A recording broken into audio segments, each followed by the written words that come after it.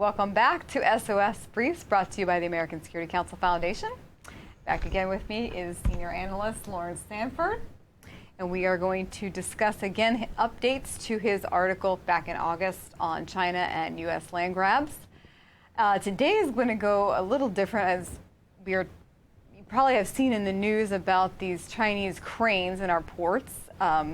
Larry, if you could brief us on why the port cranes could pose a national security risk. It's all part of the Chinese strategy, 100-year war, of taking over America and world domination. And they're making inroads not only in grabbing land near our military bases, but they're also taking over our private industries and key industries. And certainly the port facilities are key to prosperity. I mean, we're a trading nation. We always have been a trading nation. And for example, the Chinese control the ports in both ends of the Panama Canal. They control ports all over the world. And those ports that they don't control, they own equipment. And one of the types of equipment that have been raised recently as being a possible security threat are cranes. The Chinese firm accounts for 80% of all the world's crane usage. And these cranes are huge devices that unload ships onto land. And they go for millions of dollars. They're operated with Chinese software, and in many instances by Chinese workers who come to various countries on work permits to run their crane operations. But they're loaded with software. And recently in Baltimore, a ship coming in with some Chinese cranes were also intercepted having Chinese surveillance equipment. And so who knows what they do, but by controlling the ports, the Chinese now can control what's going in and what's going out. They can track the containers. And again, the Chinese make 80% of all the world's shipping containers. So they are developing a lock on worldwide transportation. And the U.S. ports also involved with military shipments. And so now they're tracking containers containing military equipment, military ships. And so the surveillance state of the CCP with the growth of computers and so forth has become a real issue.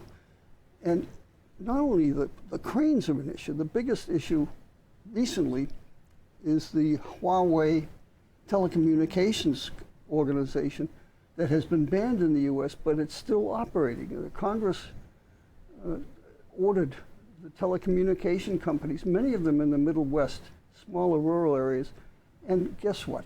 They're near a lot of our missile launching silos. These small telecommunications company with this Chinese-owned equipment that has cameras, that has surveillance equipment, and they're still there because Congress allocated $1.2 billion to replace them.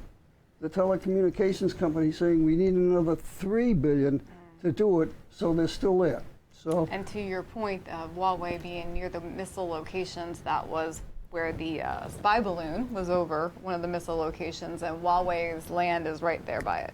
Yes. Yeah. And so it's just one never-ending wave of Chinese takeovers in control. I mean, the Chinese have bought their way into our elite institutions, our elite leaders. I think the balloon might have burst the bubble, so to speak, that maybe the people are now starting to be aware of the fact that China is not our friend, that we should be treating them as an adversary in a very firm way and not a belligerent way. The recently promoted foreign minister of China is sort of threatening America that if we don't amend our ways, then there's going to be serious consequences. I would propose to that Chinese minister that perhaps China should amend its ways. Yes. But that's another matter altogether. So. Yes, and I think that it has captured America's attention with the spy balloon for sure, and now we are seeing all these different wins for America on the land grab situations. So hopefully we will see more in the future. And to your ports, I know the Chinese have a big presence in Freeport, just in the Bahamas, just off our coast here. And they also have a big presence in Greece, that big port that goes Piraeus. all inland to different European countries. Yes. So a lot of our NATO allies and other British allies.